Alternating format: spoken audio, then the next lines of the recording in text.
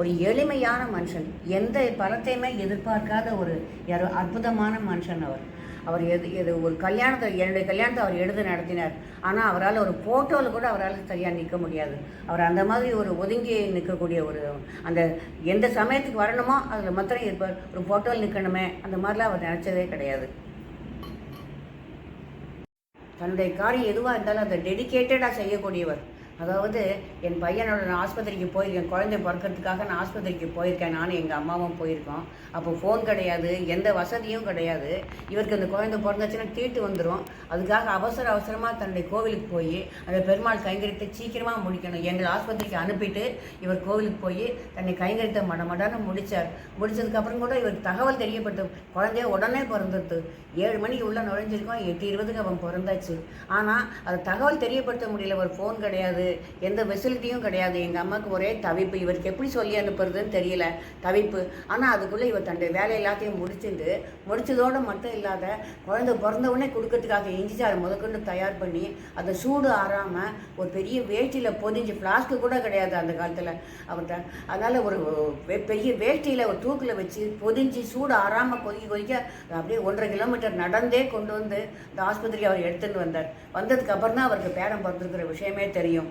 அந்த அளவுக்கு ஒரு எளிமையான ஒரு மனுஷன் அவர். அவர்கிட்ட எந்த வசதியும் இருக்கல, ஆனாலும் தன் கடமையில் அவ்வளோ ஒரு பர்ஃபெக்டாக துளி. எங்கள் அப்பா ஒரு அல்ப சந்தோஷி, சின்ன விஷயத்துக்கு சந்தோஷப்படக்கூடியவர். அவருடைய பேரன், அதாவது என்னுடைய பையன் அமெரிக்கா போயிருந்த போது கலிஃபோர்னியாவிலேருந்து அவருக்கு ஒரு கடிதம் எழுதி போட்டிருந்தான். அந்த கடிதத்தை பார்த்து போகிறவரை வெட்டெல்லாம் காமிச்சு இடுப்பிலே தூக்கி வச்சுருந்த எல்லாருக்கிட்டையும் சொல்லி என் பேரன் எனக்கு கடிதம் போட்டிருக்கான், என் பேரன் எனக்கு அமெரிக்காவிலேருந்து கடிதம் போட்டிருக்கான் சொல்லி அவ்வளோ சந்தோஷப்பட்டிருந்தார். அந்த மாதிரி சின்ன விஷயத்துக்கெல்லாம் கூட அவர் சந்தோஷப்படக்கூடிய ஒரு எளிமையான மனுஷன், அல்ப சந்தோஷி அவர்.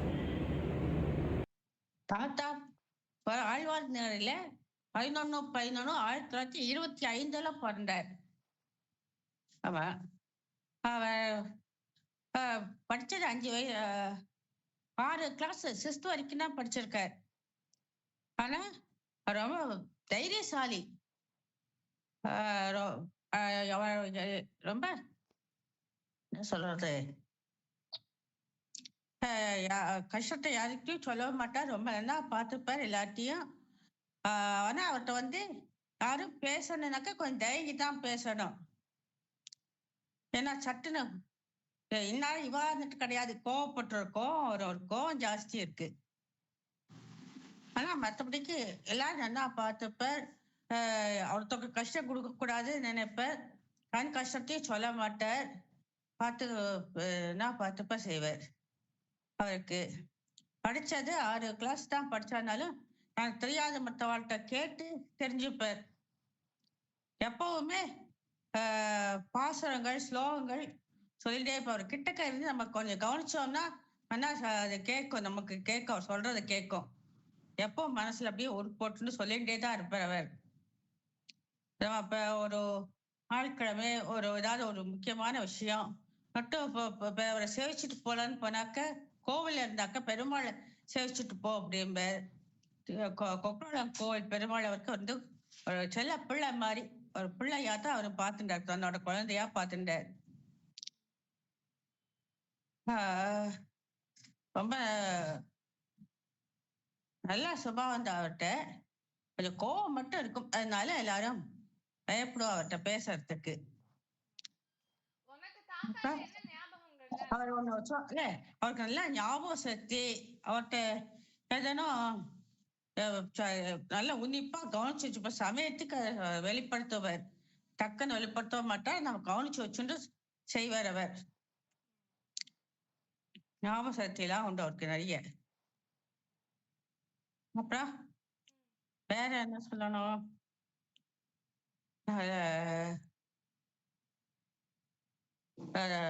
பாட்டிகிட்ட ரொம்ப கஷ்டம் கொடுக்க கூடாதுன்னு பாட்டி நினைப்பார். பாட்டியும் தாத்தாக்கு ரொம்ப கஷ்டம் கொடுக்க கூடாதுன்னுட்டு அவளும் சமாளிச்சுட்டு தைரியசாலி. அவளை மாதிரி நமக்கு அந்த தைரியமோ அந்த இதுவோ நம்மள்ட்ட இல்லை, அவ்வளவுதான் சொல்ல முடியும். அப்பாவுக்கு நாங்கள் 3 பொண்கள், 3 பொண்களாக பிறந்துட்டோம் அப்படின்னு ஒரு நாளும் அவர் சலிச்சிட்டதே கிடையாது. 3 பொண்களையும் சமமாக பாதிச்சார். அதுக்கப்புறம் என்னை வந்து ஒரு பையனுக்கு சமமாகவும் என்னை வளர்த்தார், தைரியமாகவும் என்னை இருக்கணும்னு சொல்லி கொடுத்தார். 2 பொண்களையும் ரொம்ப அன்பாக ஆத்துக்குள்ளேயே வச்சுட்டு வளர்த்துட்டேன். நீ வந்து தைரியமாக இருக்கணும்னு எனக்கு சொல்லி கொடுத்தவர் அவர் தான். எனக்கு அப்பா மட்டும் இல்லை, தாயுமானவர், அம்மாவாகவும் இருந்திருக்கார். நிறைய சந்தர்ப்பங்களில் அம்மாவாக தான் இருந்திருக்கார். என் குழந்தைகள் 2 பேருக்கும் அவ்வளோ அருமையாக எல்லாம் சொல்லி கொடுத்தார். என் பொண்ணுங்களுக்கோ என் பிள்ளைக்கோ அவர் வந்து குருவாகவும் இருந்திருக்கார், தாத்தாவாகவும் இருந்திருக்கார். அது மாதிரி எங்கள் அப்பா பற்றி சொல்லணுன்னா தைரியம். முதல்ல ஒரு காரியத்தை நீ நினச்சி பாரு, அந்த காரியத்தில் இறங்கலாமான்னு நீ யோசிக்கணும். இறங்கினதுக்கப்புறம் முள்ளு பாதையோ மலர் பாதையோ அப்படிலாம் பார்க்கக்கூடாது, போயிட்டே இரு அப்படின்னு சொல்லிட்டு புத்தியை வேலை செஞ்சுட்டே இருக்கணும், அப்படி சொல்லிட்டே புத்தி வேலை செய்யணும்னு சொல்லிகிட்டே இருப்பார். கடைசி வரைக்கும் எனக்கு அந்த புத்தி வேலை செய்யணும், அதுக்கு அவர் தான் அனுகிரகமும் எனக்கு பண்ணணும். அப்பா இருந்த வரைக்கும் நான் இருக்கேம்மா, நீ இறங்கு பார்த்துக்கலாம் அப்படி சொல்லுவார். அந்த தைரியம் எனக்கு இன்றைக்கும் அவர் கொடுத்துட்டுருக்கார். நான் அது வரைக்கும் செயல்பட்டுன்னு இருக்கேன். அதே மாதிரி நான் என்றைக்கும் இருக்கணும்னு நான் ஆசைப்படுறேன். அப்பா பற்றி சொல்லணுன்னா நிறைய சொல்லிகிட்டே போகலாம். அவ்வளவு அம்மாவுக்கு அவ்வளோ உடம்பு சரியில்லாத அம்மாவை வச்சுட்டு எங்களையும் பார்த்துட்டு ஒரு நாள் கூட நீங்கள் 3 பேர் பொண்ணாக போயிட்டு உங்களுக்கு நான் பண்ணணுமே, பொண்ணாக இருக்கேளே அப்படின்னு சொன்னதே கிடையாது. 3 பேருக்கும் நல்லபடியாக கல்யாணம் பண்ணி கொடுத்தார். அவளுக்கு என்ன செய்யணுமோ செஞ்சார். 3 குழந்தைகளுக்கும் 3 பேருக்கும் அவளுக்கு டெலிவரி பார்த்து என்றைக்குமே சலிச்சிக்காமல், ஒரு சலிப்புங்கிறதே இல்லாமல் உழைப்பு அப்படிங்கிறத அவர்கிட்ட தான் பார்க்கணும். கடைசி வரைக்கும் அவர் உழைச்சிட்டு இருக்கணும், நம்ம கையால் உழைக்கணும், நம்ம கையால் செய்யணும் அப்படின்னு செஞ்சார். எங்களுக்கு ஒரு குறைவும் இல்லாமல் எங்களை நல்லபடியாக நல்ல இடத்துல கல்யாணம் பண்ணி கொடுத்தார், நல்லா வாழவும் வச்சார். அப்பா பற்றி சொல்லணும்னா இன்னொரு விஷயம் சொல்லணும். என்னென்னா அப்பா வந்து ஒரு ஆலமரம் மாதிரி இருந்தார். ஆலமரத்தில் எல்லா குருவிகள் பறவைகள்லாம் வந்து தங்கிட்டு போகிற மாதிரியும், அதோட பழங்கள்லாம் சாடிட்டு போகிற மாதிரியும் இருக்கும். அந்த மாதிரி அப்பா வந்து யார் வந்து கேட்டாலும், எப்போ வந்து கேட்டாலும் ஒரு ஏதோ தனக்கு தெரிஞ்சதை பண்ணி போட்டு அவளுக்கு இது பண்ணுவார். ஏன்னா மாவட்ட நீதிமன்றங்கிறது தலைமை போட்டு திருநெல்வேலி கொக்கரோடத்தில் இருந்தது. அதனால் நம்ம ஊருக்காரெல்லாம் வரும்போது கொக்கரோடத்துக்கு போனால் ராமேங்கராத்துக்கு போகலாம், அதெல்லாம் சாப்பிட்டு வரலாம் அப்படின்ற ஒரு நம்பிக்கையோடு எல்லாரும் வந்தால் அவள் நம்பிக்கையை என்றைக்குமே அவள் பாழ்படுத்தினது இல்லை. என்ன எல்லாருக்கும் சாதம் போட்டார். அவர்கிட்ட சாதம் போட்டவாள்லாம் இன்னைக்கு வரைக்கும் அவளை நினச்சிட்டு இருக்கா. அது வந்து ரொம்ப ஒரு உத்தமமான விஷயமா இருந்தது. இன்றைக்கும் என் பிள்ளை யார்ட்டையோவே ஏதோ கற்றுக்க போகும்போது, நீ குகரோட ராமேங்கார் பிள்ளையா, பேரனா, பொன் வைத்து பேரனா, நான் அவாத்தில் ஒரு நாள் சாட்டேன்னு இந்த திருவள்ளிக்கணையில் ஒருத்தர் சொன்னார். அது எவ்வளோ வருஷம் கழிச்சு, ஒரு 50 வருஷம் கூட இருக்கும், அவ்வளோ வருஷம் கழிச்சு அவரை நினைவு வச்சுட்டு இருக்கார். இன்னொரு விஷயம், அப்பா வந்து ஃபஸ்ட்டு ஸ்ட்ரோக் வந்து படுத்தின போது இந்த திருவள்ளிக்கணையில் ஓவியம் ஸ்ட்ரீட்டில் வேல் முருகேந்திரன் ஒரு நரம்பு டாக்டர்கிட்ட அப்பாவை நானும் எங்கள் ஆட்டுக்காரர் கூட்டின்னு போனோம். அப்போது அந்த டாக்டர் வந்து பார்த்துட்டு இவர் இதெல்லாம் பற்றி வேறு நல்லா டெஸ்ட் பண்ணி எல்லாம் பண்ணிவிட்டு கடைசியில் எந்த ஊருக்காரங்க நீங்கள், உங்கள் பேச்சு வந்து திருநெல்வேலிக்காரங்க மாதிரி இருக்குது அப்படின்னு கேட்டார். ஆமாம், திருநெல்வேலி கொக்கரகுளத்தில் இருந்தார் அப்பா அப்படின்னு. கொக்கரகுளத்தில் கிருஷ்ணன் கோவில் இருந்தது, அந்த சாமியா நீங்கள்? நான் வந்து பாளையங்கோட்டை மெடிக்கல் காலேஜ் ஸ்டூடெண்ட்டு. அப்போ நாங்கள் வந்து ஆத்தங்கரில் குளிச்சுட்டு கரையேறி வரும்போது அந்த கிருஷ்ணன் கோயிலில் வந்திருக்கோம். உங்கள் அப்பா சுண்டல் தந்திருக்கார், நிறைய நாள் வாங்கி சாப்பிட்டுட்டு வந்திருக்கோம். சனி ஞாயிறு லீவ் வீக்கெண்டுக்கு நாங்கள் கொக்கரோளம் ஆத்தங்கரில் குளிக்கிறது வழக்கம்னு வந்து சொன்னேன். அதுவும் ரொம்ப ஒரு அதிசயமான ஒரு விஷயமா இருந்தது. அப்புறம் அப்பாவை சொன்னால் அம்மா இல்லாமல் இல்லை. அம்மா வந்து அப்பாவும் என்றைக்குமே ஒத்து போய் பேசி கருத்து ஒருமிச்சு பேசினாங்கிறதே கிடையாது. ஆனால் அம்மா சொல்லுற விஷயத்தை எல்லாத்தையும் அப்பா வந்து கேட்டுகிட்டே இருந்தார். அப்பாவுக்கு பின்னாடி அம்மா இருந்து அப்பாவை இயக்கினா அப்படிங்கிறது தான் ஒரு நிஜம். அம்மா வந்து 96 செத்து போயிட்டாங்க. நானும் அப்பாவும் இங்கே சஞ்சயனத்தை முடிச்சுட்டு கொக்கரோளத்துக்கு போனோம். ஆற்று கதவை திறந்த உடனே ஒரு தேள் வந்து நிலையிலேருந்து கீழே விழுந்தது. அதுக்கிட்ட அப்பா கேட்குற, இந்த ஆற்று கிரகலட்சுமி போயிட்டான்னு உங்களுக்கெல்லாம் ரொம்ப தைரியமாக நீங்கள் வந்து விழுறே ஆற்று வாசலில். அவள் கதவை திறந்து வச்சுட்டு இருந்தா, லட்சுமி ஆட்டமாக விளக்கேற்றி வச்சுட்டு இருந்தா, நீங்கள்லாம் ஒத்துரும் வரல. அது ஒரு நாள் அவள் போயிட்டானோடனே நீங்கள்லாம் வந்துட்டேடா அப்படின்ட்டு அதுக்கிட்ட கேட்டார். அதனால் அப்பாங்கிற தேர் ஓடுறதுக்கு அச்சாணி மாதிரி அவள் இருந்தா. அதுவும் ஒரு விஷயம். 2 அக்காட்டையும் அப்பா வச்சது பாசம்லாம் என் மேலே அப்பா வச்சது வந்து ஒரு நம்பிக்கை. என் மேலே எந்த நம்பிக்கையாக இருப்பார். எப்போவுமே நான் எங்கே வெளியில் போயிட்டு வந்தாலும் அம்மா சத்தம் போடுவார், இந்த ராத்திரி வேலையில் எங்கேயோ ஊர் சுற்றிட்டு வரேன்னு. ஆனால் அப்பா ஒரு நாள் அதை சொன்னதே கிடையாது. நம்ம பொண்ணு மேலே நம்ம தான் நம்பிக்கை வைக்கணும், அவளை பற்றி எனக்கு தெரியும், நீ அவளை பற்றி பேசக்கூடாது அப்படின்னு சொல்லுவார்.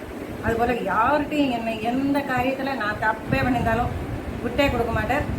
தப்பு அந்த சமயத்தில் சொல்லாமல் அதுக்கப்புறம் இன்னொரு தடவை சந்தர்ப்பத்தில் நீ அன்றைக்கி அதை பண்ணினேன் அவள் முன்னாடி சொன்னாக்க உனக்கு கஷ்டமாக இருக்கும்னு நான் உனக்கு சொல்லலை அப்படின்னு சொல்லுவேன். ஆனால் அவர் அப்படி சொன்னதே நம்ம இன்னுமே அந்த தப்பை இன்னொரு வாட்டி பண்ணக்கூடாது அப்படிங்கிறது நம்மளுக்கு தெரியும். தப்பை உடனே எல்லாரும் முன்னாடி கண்டிச்சா நம்ம பொண்ணுக்கு அவமானம் அப்படிங்கிற இதை வந்து தெரிஞ்சுட்டேன். அதனால் கூட்டத்துக்கு முன்னாடி நம்ம குழந்தையில திட்டக்கூடாது நம்ம அப்படிங்கிறது அப்பாட்ட நான் கற்றுக்கிட்ட விஷயம்தான். மாமனார் கோவக்காரர்னு சொல்லிட்டு எல்லாரும் சொல்லி கேள்விப்பட்டிருக்கேன். தவிர எங்கிட்டையோ இல்லை எங்கிட்ட பேசுகிற போதோ மற்ற சந்தர்ப்பங்களையோ அவர் கோவப்பட்டு நான் பார்த்ததே கிடையாது. ஆனால் பொறுமையாக இருப்பார். எல்லா விஷயத்துலையும் எல்லாரும் தெரியும். யோசனை கட்டாது சொல்லி சொல்லுற எல்லாமே அவர் காலில் அடிபட்டு அங்கேருந்து கொக்கரகுளத்துலேருந்து இங்கே கூட்டிகிட்டு வந்து சேர்த்து அந்த ஹாஸ்பிட்டலில் சேர்த்து சர்ஜரி பண்ணுற போது கூட அந்த வலியை பொறுத்துண்டு கண்ணீரே வரல கண்ணில்.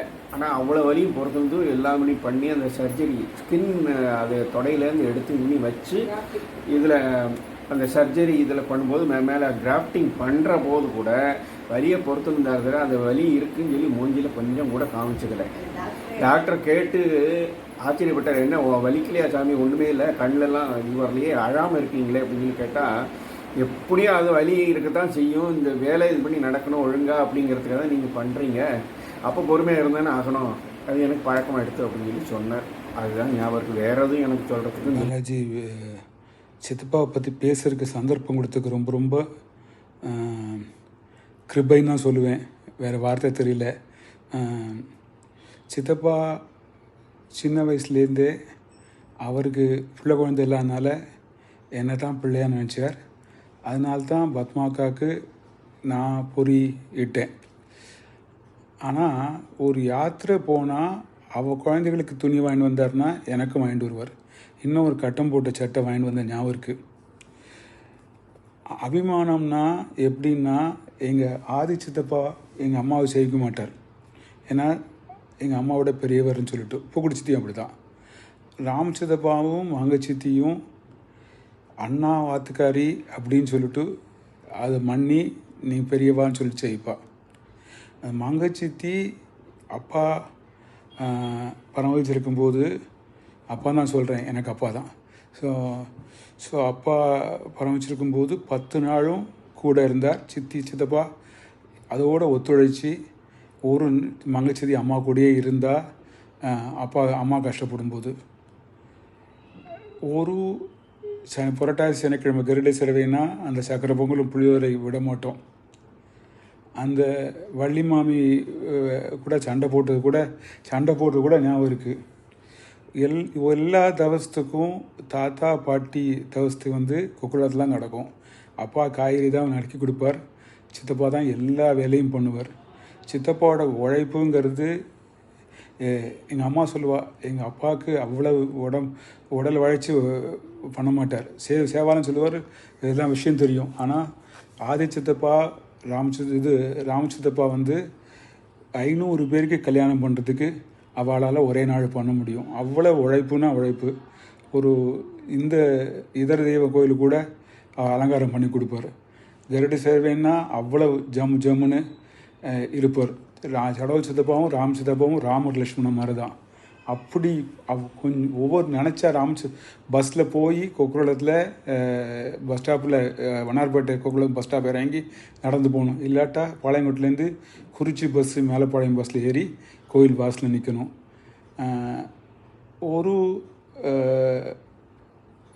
கடைசியில் முக்கியமான சொல்கிறேன், ஆனால் எவ்வளவோ கஷ்டம் வரும்போது கூட அக்கா அத்திம்பேர் வேறு மாதிரி நடக்கும்போது கூட ராமசித்தப்பா என் பக்கத்தில் இருந்தார். என் சைடு தான் கரெக்டு நினச்சார். எப்படி சொல்கிறதுன்னு தெரியல. பாம்பு கடிச்சு நாய் கடிச்சு கால் வீங்கி இவ்வளோ கடைசியில் இவ்வளோ கஷ்டப்பட்டுருக்க வேண்டாம். மங்கச்சித்தி முதல்ல போய் இவ்வளோ கஷ்டப்பட்டுருக்க வேண்டாம். ஒரு வயலில் வருமானம் வரும், ஆதி சித்தப்பா எந்த வயலில் எவ்வளோ வருமானம் வந்தது அப்படின்னு கேட்பார். சில சமயத்தில் அங்கே போயே கேட்பார், இவ்வளோ தான் வந்ததான்னு கேட்பார். எங்கள் ராமசித்தப்பா எப்படின்னா, அப்பா எழுதி கொடுத்தா அது ரூபாய் அப்படியே வாங்கிட்டு அவ்வளோ அபிமானம்.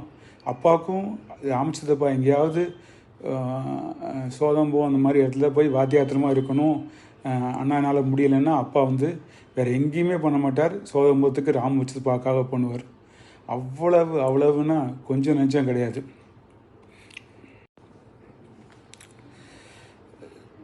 தாத்தாவுக்கு 4 பிள்ளைகள்.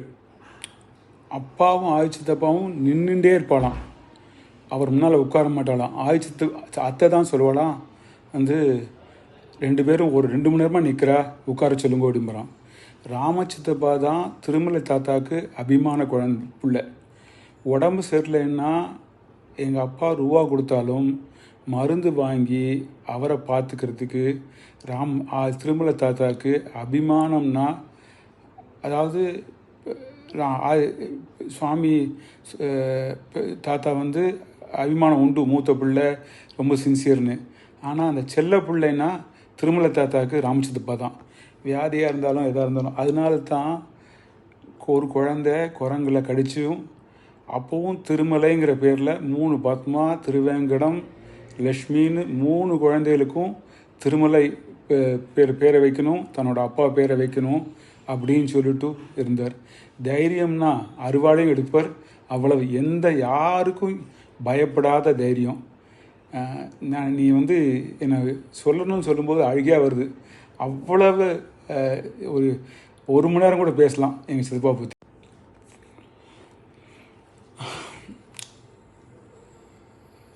அவர் தான் ராமசித்தப்பா தான் எங்கள் தாத்தாவோட உறவில் கல்யாணம் பண்ணது.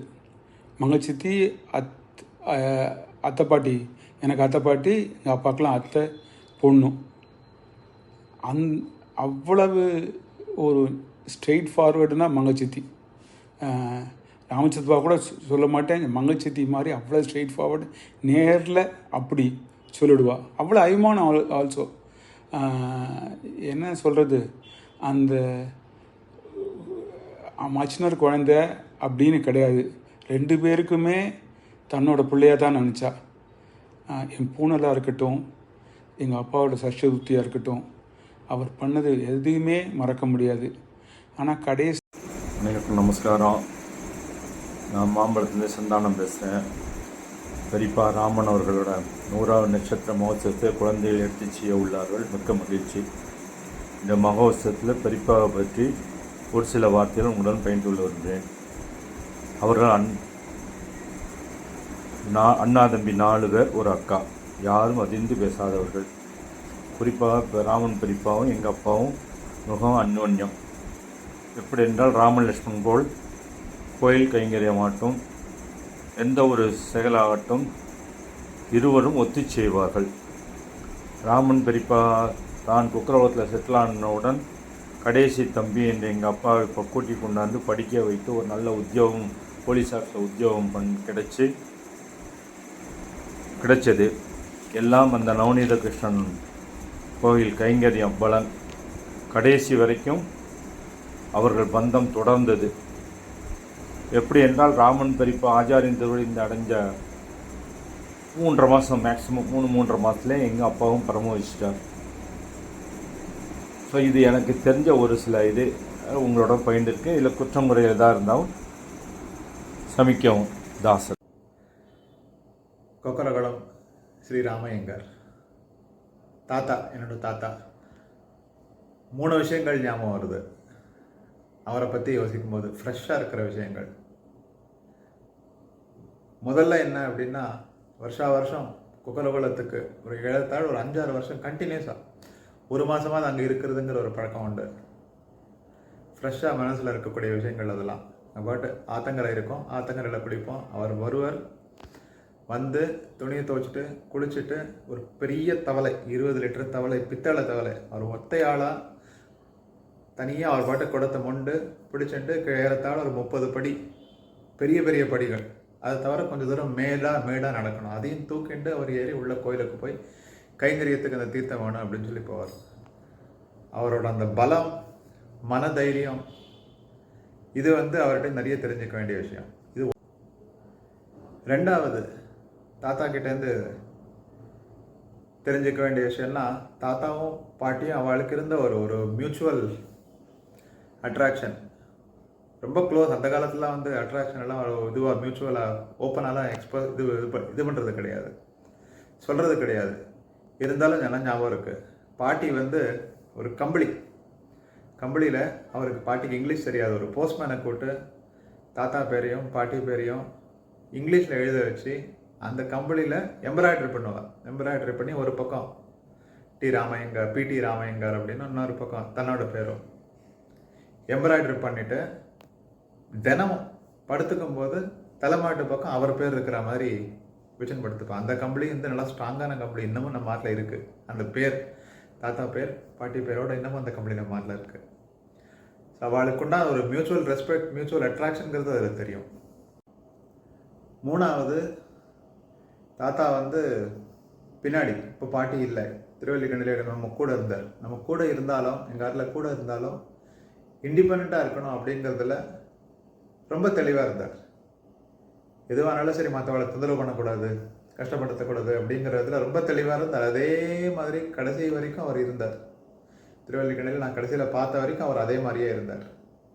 அதனால் தாத்தாக்கு தெரிஞ்சிக்க வேண்டியது, நானும் ஃபாலோ பண்ண வேண்டிய விஷயம், இன்னமும் அதெல்லாம் பண்ணுறது இல்லை, அது வேறு விஷயம். இந்த 3 தான். ஒன்று, நல்லா ஹெல்த்தியாக இருக்கணும், ஸ்ட்ராங்காக இருக்கணும். அதுக்கான முயற்சியை வந்து 1 நாள் 2 நாள் கிடையாது, 20 வருஷம் 30 வருஷம் 40 வருஷம் பண்ணணும் அவர் பண்ணார். ரெண்டாவது, ஒரு ஃபேமிலிக்கான ஒரு வேல்யூ, தாத்தாவும் சரி பாட்டியும் சரி அந்த ஃபேமிலிக்கான ஒரு வேல்யூவை வந்து கடைசி வரைக்கும் மெயின்டைன் பண்ணான். மூணாவது, இண்டிபெண்ட்டாக இருக்கணும், அதே நேரத்தில் மற்றவங்களை தொந்தரவு பண்ணாமல் எவ்வளோ தூரம் இண்டிபெண்ட்டாக இருக்க முடியுமோ இருக்கணும். இது 3வது. கொக்கரகம் தாத்தாவை பற்றி சொல்லணும்னா he had lot of qualities, but 2 விஷயங்கள் ஸ்டாண்ட்ஸ் அவுட் இன் மைண்ட்னா, ஒன்று அவரோட டெடிக்கேஷன், 2வது அவரோட டிசிப்ளின். அன்மேட்சபிள். எனக்கு தெரிஞ்சு அந்த அளவுக்கு சின்சியர் பர்சனை நான் பார்த்ததில்லை. ஒரு சின்ன கிருஷ்ணன் கோவிலில் அவரே தான் அர்ச்சகர், அவரே தான் பஜார்கள், அவரே தான் மடப்புலையும் அவரே தான். இத்தனை வருஷம் இந்த ஆக்டிவிட்டீஸை ஒருத்தரால் பண்ண முடியும்னா கண்டிப்பாக அது அவரால் மட்டும்தான் முடியும். இன்னொருத்தரால் முடியுமாங்கிறது எனக்கு தெரியல. மெமரிஸ், கோயிலில் நடந்த சித்ரா பௌர்ணமி உற்சவம், ஆனுவல் டே ஊருக்கு போவோம், லாட் ஆஃப் மெமரிஸ். அந்த அனுமார் சன்னதி இன்னும் மைண்டில் அப்படியே ஞாபகம் இருக்குது. எல்லாமே பார்த்தோம்னா அந்த இன்னரும் கோவில் தான் அவரோட வாழ்க்கை. அப்படி தான் இருந்தது. நிறைய விஷயங்கள் ஞாபகம் வருது. பட் திருச்செந்தூர் சந்தை அவர்கிட்ட தான் சொல்லிட்டேன். வருஷம் ஆனுவல் லீவானால் அந்த கோயிலுக்கு தான் போவோம். Lot of interesting memories. அவரோட பேர் வச்சுட்டு இருக்கேன். ஸோ அவரோட குவாலிட்டிஸில் அட்லீஸ்ட் ஒரு 10% if I am able to follow that itself is a big achievement. இன்னி வரைக்கும் பண்ணியிருக்கேனான்னு கேட்டால் கண்டிப்பாக கிடையாது. Big fat 0. அந்த 10% அச்சீவ் பண்ணுறதுக்கு அவரே தான் ஆசீர்வாதம் பண்ணோம். Thank you so much. அப்படி சேவிச்சுக்கிறேன் எல்லாரையும். தாத்தாவை பற்றி பேசுகிறதுக்கு ஒரு சந்தர்ப்பம் கிடச்சது பெரிய பாக்கியமாக நினச்சிக்கிறேன். தாத்தாவுடைய 100வது திருநக்ஷத்திர உற்சவத்தை அவருடைய பேரன் பேத்திகள் எல்லாரும் சேர்ந்து கொண்டாடுறோம் அப்படிங்கிறதே ஒரு பெரிய பாக்கியம் எங்களுக்கு எல்லாம். தாத்தா பாட்டி அப்படின்னாலே கொக்கரகுளம் தான் ஞாபகம் வருது. நவநீத கிருஷ்ணன் சன்னதி. தாத்தா வந்து காத்தால ரொம்ப சீக்கிரமே கோவில் போயிடுவா. குளிச்சுட்டு பெருமாள் கைங்கரியத்துக்காக அங்கேருந்து தான் அவளை தீர்த்தம் எடுத்துன்னு வருவா. தாத்தா அங்கே தான் இருப்பா. நாங்கள் குழந்தைலாம் இருக்கும்போது அங்கே போய் விளையாடுவோம் கோவிலில். அங்கே வாகன மண்டபத்தில் கருடன் பின்னாடிலாம் ஒழிஞ்சு பிடிச்சி விளையாடின ஞாபகம் இருக்குது. அந்த கதவு பின்னாடிலாம் ஒழிஞ்சுண்டு பெரிய இடம் இருக்கும் கோவில் வாசலில். அது சுற்றி நன்னா அங்கே விளையாண்ட ஞாபகம் இருக்குது. சாயந்தரம் திருவிசாகம் ஆகி பால் எடுத்துன்னு வருவா தாத்தா 8 மணிக்கெலாம். அதுக்குள்ளே பாட்டி எல்லாருக்கும் சாதம் போட்டுருவா. பாட்டி வந்து மாவடு ரொம்ப நன்னா போடுவா. ரொம்ப இன்னமும் அந்த ஃப்ளேவர் வந்து அப்படியே இருக்குது நாக்கில். ஒரு சுண்ணாம்பு ஜாடியில் வச்சுருப்பா. அதை சாப்பிட்டு நாங்கள் எல்லோரும் ரெடியாக இருப்போம் தாத்தா வரத்துக்காக. தாத்தா பால் கொடுப்பா எல்லாருக்கும். சாப்பிட்டுட்டு தாத்தாவோட உத்திரியம் ரொம்ப சாஃப்டாக இருக்கும், வாசனையாக இருக்கும். அந்த உத்திரியத்தை வச்சுன்னு படுத்துன ஞாபகம்லாம் இருக்குது. அது ரொம்ப ரொம்ப கோஸியாக இருக்கும். அந்த உத்திரியம் வந்து பக்கத்தில் வச்சுன்னு படுத்து போனாங்க. அப்புறம் சாயந்தரத்தில் கொக்கரகுளத்தில் அந்த திருவிழாய் பக்கத்தில் உட்காந்துட்டு பெரியம்மா, சித்தி, அம்மா எல்லாரும் பூ தொடுத்து, நாங்கள் வந்து மாடியில் ஹரி, பவித்ரா, விஜய்னு 3 பசங்க இருந்தா. அவளோடலாம் விளையாடுவோம். சாயந்தரத்தில் வாசலில் விளையாடுவோம். இவாளெல்லாம் பூ தொடுத்துட்டு இருப்பா.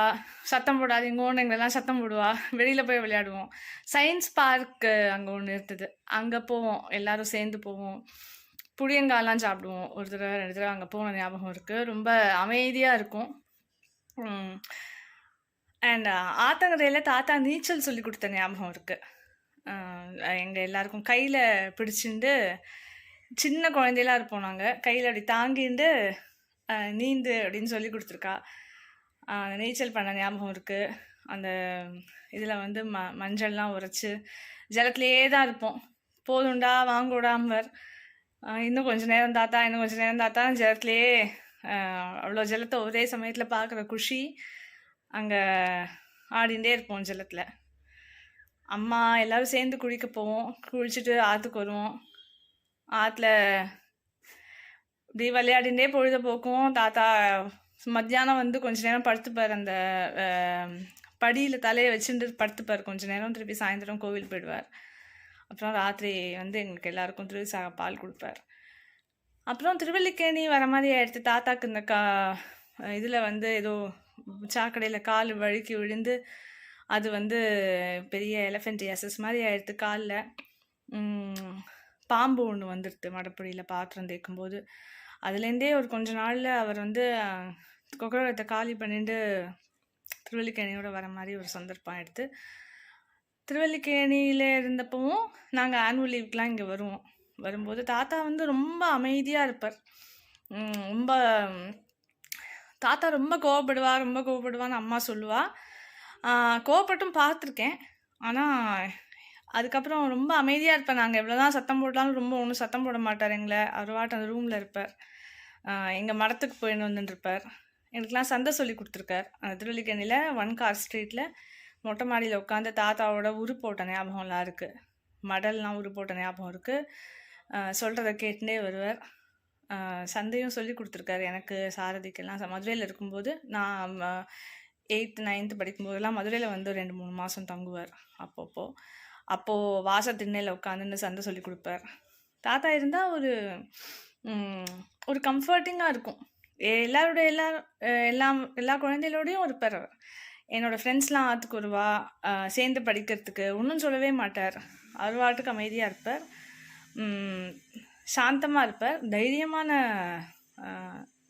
தைரியமானவர். ரொம்ப மனோதைரியம் ரொம்ப ஜாஸ்தி. எங்கள் எல்லாருக்குமே அதுதான் சொல்லுவார். தைரியத்தோடு இருக்கணும், துணிஞ்சு இருக்கணும், பயப்படக்கூடாது எதுக்கும் அப்படின்னு சொல்லுவார். அவர் இருந்தும் காட்டினர். 3 பெண்களை வளர்க்குறதுங்கிறது சாதாரண விஷயமே இல்லை. எல்லாட்டையுமே நான் அவருடைய பெரியம்மாவோ சித்தியோ அம்மாவோ எல்லாட்டையுமே நான் அந்த தன்மையை பார்க்குறேன். ரொம்ப மனோதைரியமும் வைராக்கியமும் ஜாஸ்தி.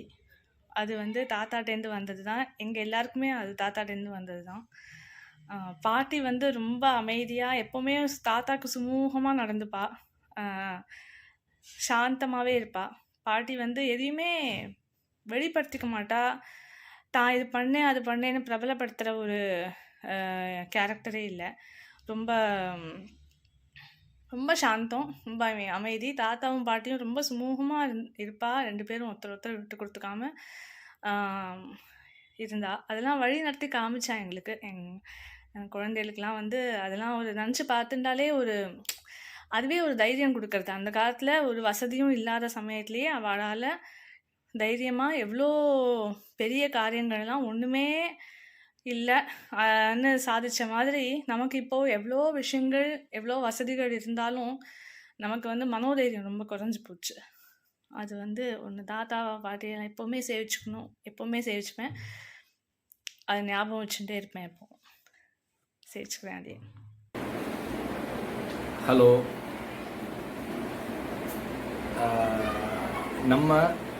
நம்மளுடைய கொக்கரகுளம் தாத்தா அப்படின்னு சொல்லக்கூடிய ராமலிங்கர் தாத்தாவுக்கு 100வது வருஷம் கொண்டாடுறோம், நம்மளே எடுத்து பண்ணுறோம் அப்படிங்கிறது ரொம்ப சந்தோஷமாக இருக்குது. நம்ம பேரன்கள் பேத்திகள்லாம் சேர்ந்து பண்ணுறோம் அப்படிங்கிறது ரொம்ப சந்தோஷமாக இருக்குது. இது ஒரு செரேஷன் மூமெண்ட் அப்படின்னு நான் நினைக்கிறேன். குக்கரோடம் தாத்தா அப்படிங்கிற கேரக்டர்னு சொல்லக்கூடாது.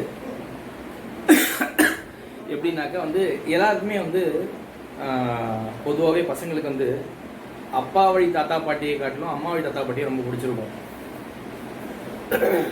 அப்படி தான் வந்து கொக்கரோடம் தாத்தா பாட்டி, கொக்கரோடம் ஊர் எனக்கு வீரராவனுக்கு. அக்கேஷனலாக நம்ம பார்க்குறவாள் வந்து எப்போதுமே நம்ம ஹீரோ ஹீரோயின் அப்படின்னு நினைப்போம். அக்கேஷனலாக பார்க்குறவாள் நம்ம வந்து எப்போதுமே ஹீரோ ஹீரோயின் அப்படின்னு நினைப்போம். பை கேரக்டர் வந்து தாத்தா வந்து ஹீரோ தான். நான் நிறைய வந்து தாத்தா கூட ட்ராவல் பண்ணியிருக்கேன். Various moments. பேரன் பேத்தினா வந்து எப்போதுமே வந்து ஆனுவல் லீவுக்கு போவாள் அம்மா வழி தாத்தா பாட்டி ஆற்றுக்கு. நான் நிறைய ஆனுவல் லீவுக்கு வந்து தாத்தா பாட்டி ஆற்றுக்கு போனேன் அப்படின்னு சொல்கிறதோட ஒரு 5 வருஷம் தான் நான் போயிருந்தேன் எனக்கு தெரிஞ்சு. அதுக்கப்புறம் தாத்தா வந்து நம்ம கூட இருக்கிறாப்புல வந்துருக்கு. 5 ஆனுவல் லீவுக்கு போனேங்கிறத காட்டிலும் வந்து இன்டர்வியூனிங்காக எனக்கு வந்து சில சந்தர்ப்பங்கள் வந்து கொக்கரோலுக்கு விசிட் பண்ணுற மாதிரி கிடச்சிது. அது பாலாஜினாக்கு, ஸ்ரீராமனாக்கு, இல்லைனா வந்து ஹேமாக்கோ கோவிந்தனுக்கோ கிடச்சிதா அப்படிங்கிறது எனக்கு தெரியல. எனக்கு பர்சனலாக அந்த மாதிரி வந்து சில அக்கேஷன்ஸ் கிடச்சிது. அந்த எல்லா அக்கேஷன்ஸுமே நான் வந்து தாத்தா கூட வந்து ட்ராவல் பண்ணுற மாதிரி இருந்தது. நித்தியம் ஒரு தடவை வந்து கொக்கரோடம் நினச்சி பார்த்துப்பேன். அவர் மாதிரி தைரியமாக இருக்கணும்னு நினைப்பேன். எல்லாருக்கும் தன்மையாக அவர் போவார். அது நான் எனக்குள்ளே கொண்டு வரணும்னு நினைக்கிறேன். எந்த அளவுக்கு பண்ணுறேன்னு தெரியல. தாத்தா அதுக்கு எனக்கு கிருபை பண்ணுவார் அப்படின்னு நம்புகிறேன். அதுமாரி அவருடைய அண்ணாட்ட பிரதிபக்தி, ஆச்சாரியன்ட்ட பிரதிபக்தி அப்படிங்கிறத வந்து நாம் எல்லோரும் நினச்சி பார்க்கணும். அவாவா ஒவ்வொரு ஆங்கிளில் பார்த்துருப்பேன். நான் ரொம்ப சின்ன பையன், நீங்கள் எல்லாருமே அதை பார்த்துருப்பேன். அந்த மாதிரி இருக்கணும் அப்படின்னு நான் ரொம்ப ஆசைப்பட்றேன். ஒரு அண்ணாக்கிட்ட பிரதிபக்தி அது யாரும் சொல்ல முடியாது. இது நான் பேச ஆரம்பிச்சா ரொம்ப ஃபார்மலாக இருக்க மாதிரி இருக்கும். எல்லாருக்குமே தெரியும், நான் தனியாக சொல்ல வேண்டியதில்லை. ஆச்சாரிய பிரதிபக்தி அப்படிங்கிறது வந்து நாம் எல்லாம் ஒரு நினச்சி பார்த்துக்க வேண்டியது. அவருடைய டிசிப்ளின் அப்படிங்கிறத வந்து கொஞ்சம் அண்டர்லைன் பண்ணி சொல்லணும் அப்படின்னு நினைக்கிறேன். அவர் பார்த்து இந்த கிருஷ்ணன் கோவில் கார்த்தால வந்து தன்னுடைய சதனுஷ்டானங்களை பார்க்கணும். 5:30 மணிக்கு வந்து தாண்டி ஒரு நாள் படுத்து தூங்கினது கிடையாது. ஆற்றுல இருந்தது கிடையாது. 5:30 மணிக்கு கிளம்பி ஆத்தங்கரைக்கு போயிடுவார். 5:30-6 மணிக்கு ஆத்தங்கரைக்கு போயிடுவார். அவர் 5:30க்கு போகலை, அந்த கிருஷ்ணன் கோவில் திறக்கலைன்னா அவர் கேட்குறதுக்கு ஆள் கிடையாது. செல்ஃப் டிசிப்ளின், பெருமாள் காத்துன்னு இருக்க அப்படின்னு கிளம்பி போவார். அதே மாதிரி ஒரு நேச்சர் கால்னா கூட ஆத்தங்கரைக்கு போய் தான் அப்படின்னு 100 டிகிரி வந்து திருமலை கோவில் டாக்டர் பார்த்துட்டு வந்து படுத்துன்னு இருப்பார். காத்தால 5 மணிக்கு கிளம்பி போயிடுவார். இதெல்லாம் ஒரு டிசிப்ளின். இந்த மாதிரி நிறைய விஷயங்கள் வந்து நான் தாத்தாவை எக்ஸாம்பிளாக எடுத்துப்பேன். நான் டிபெண்டன்சி வச்சுக்கூடாது அப்படிங்கிற மாதிரி யோசிப்பேன். தன்னுடைய காரியங்கள் பார்க்கறதுக்கு புறத்தையார் நம்ப வேண்டாம் அப்படின்னு வச்சுட்டு இருப்பேன். அதெல்லாம் நான் ரொம்ப தாத்தாவை நினச்சி பார்த்துப்பேன். நிறைய விஷயங்களை நித்தியம் ஒரு தூரம் நினச்சி பார்த்துப்பேன் வந்து கொக்கரோடம் தாத்தாவை. இந்த வீடியோக்காக சொல்லலை. அப்படி நான் வந்து ட்ராவல் பண்ணதெல்லாம் பார்த்தீங்கன்னாக்கா தாத்தா வேரியஸ் சுச்சுவேஷன்ஸ் ஹேண்டில் பண்ணான். இப்போ மே மாதம்னா மே மாதம் வந்து ஒரே மாதிரி, எல்லா மே மாதமும் ஒரே மாதிரி இருக்கும். அவர் சித்ரா பௌர்ணமி அப்படி இப்படின்னு இருக்கும் அவருடைய ஒர்க் நேச்சரில். ஐப்பசி மாதம் நம்ம பார்த்துருக்க மாட்டோம். நான் எல்லா மே மாதமும் மட்டும் தாத்தாவோட ட்ராவல் பண்ணியிருந்தேன்னாக்கா ஐப்பசி மாதமும் நான் பார்த்துருக்கேன், எனக்கு அப்படி கிடச்சிது. ஜனவரி மாதமும் நான் பார்த்துருக்கேன், அந்த மாதிரி கிடச்சிது. எப்படின்னாக்கா இந்த சித்ரா பௌர்ணமி ஏற்பாடு அப்படிங்கிறது ரொம்ப பெரிய டாஸ்க்கு. ஒவ்வொருத்தர்கிட்ட ஒரு மாதிரி பேசணும், எல்லார்ட்டேருந்து வேலையை வாங்கணும், வேலைக்கார ஆள்கிட்ட அதட்டி பேசணும், பணம் கொடுக்குற ஆள்கிட்ட வந்து தன்மையாக பேசணும். இந்த ரோல்ஸ் வந்து தாத்தா ரொம்ப நல்லா ப்ளே பண்ணுவா. ஐப்பசி மாதம் போனோம், இல்லை ஒரு புரட்டாசி மாதம் போயிருந்தோம் அப்படின்னாக்கா வந்து வயக்காட்டுக்கு போவாள் நார்மலாக. அதுக்கும் நான் ட்ராவல் பண்ணியிருக்கேன். தாத்தா கூட அந்த களக்காட்டுக்கெலாம் போயிருக்கேன் நான். எனக்கு ரொம்ப வேகா ஞாபகம் இருக்குது. அந்த வயக்காட்டில் வேலை செய்கிறவன்ட்ட ஒரு மாதிரி பேசுவாள். வேலை செய்கிறவன்லாம் வந்து வயசானவன் இருப்பான், ரொம்ப சின்னவன் இருப்பான். சின்னவன்கிட்ட ஒரு மாதிரி பேசுவா, வயசானவன்ட்ட ஒரு மாதிரி பேசுவா. சின்னவன்ட்ட அதட்டி பேசுவா, வயசானவன்ட்ட நார்மலாக பேசினாலே சாமி நான் கொண்டு கொடுத்துட்றேன் அப்படிமா. இது சித்ரா பௌர்ணமிக்கு பார்த்தீங்கன்னா இந்த தசாவதாரம்லாம் சாத்துறது உண்டு. அதை வந்து பக்கத்து கோவிலில் போய் வாங்கிட்டு வரணும். அந்த அர்ச்சகர்கிட்ட ஒரு மாதிரி பேசுவார். வாங்கிட்டு வரதுக்கு தோல் போடுறதுக்கு வந்து சீவாதக்காரன் வருவான், அவங்ககிட்ட வேறு மாதிரி பேசுவார். அவங்ககிட்ட வந்து கொஞ்சம் லோக்கல் லாங்குவேஜில் பேசி நீ தூக்குறியா நான் தூக்கட்டுமா அப்படின்னு கேட்பார். அவன் இல்லை சாமி நான் பண்ணுறேன் அப்படிமா. இந்த மாதிரி நான் நிறைய விஷயங்கள் வந்து தாத்தாவை பார்த்துருக்கேன். நிறைய விஷயங்கள் தாத்தா நான் வந்து அட்மையர் பண்ணுவேன். ஏன்னா அவர் ரோலை வந்து கரெக்டாக ப்ளே பண்ணுவார். எங்கேயுமே அப்செட் ஆக மாட்டார். நான் அப்சர்வ் பண்ண வரைக்கும் தாத்தா எங்கேயுமே அப்செட் ஆகி பார்த்ததே கிடையாது. இந்த ஐப்பசி மாதம் ஊஞ்சல் உற்சவத்துக்கு இது வந்து மழை காலம், பூ வராது எல்லா நாளும் வந்து மாலை வராது.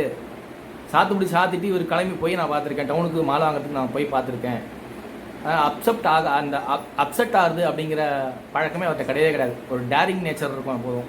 அவர் சிம்பிள்சிட்டி, அவருடைய டேரிங் நேச்சர், அவருடைய டிசிப்ளின், இதெல்லாம் பார்த்து நான் அவரை ரொம்ப அட்மையர் பண்ணுவேன். எல்கேஜி படிக்கும்போது தாத்தாவை ட்ரிப்ளிகேன் கூட்டின்னு வந்தாச்சு. எனக்கு வந்து சின்ன வயசில் எனக்கு எக்ஸாம் நடந்தது. இது இன்னைக்கு ஏதோ எங்கள் அம்மா சொல்லியிருக்கா போல இருக்கு, எக்ஸாம் வந்து இன்னைக்கு இருக்குது குழந்தைக்கு, அதை எழுத போயிருக்கு அப்படின்னு சொல்லிட்டு நான் ஏதோ முடிச்சுட்டு நான் வந்து தாத்தா பார்க்கறதுக்கு வந்து பெரியமாத்துக்கு போயிருந்திருக்கேன்.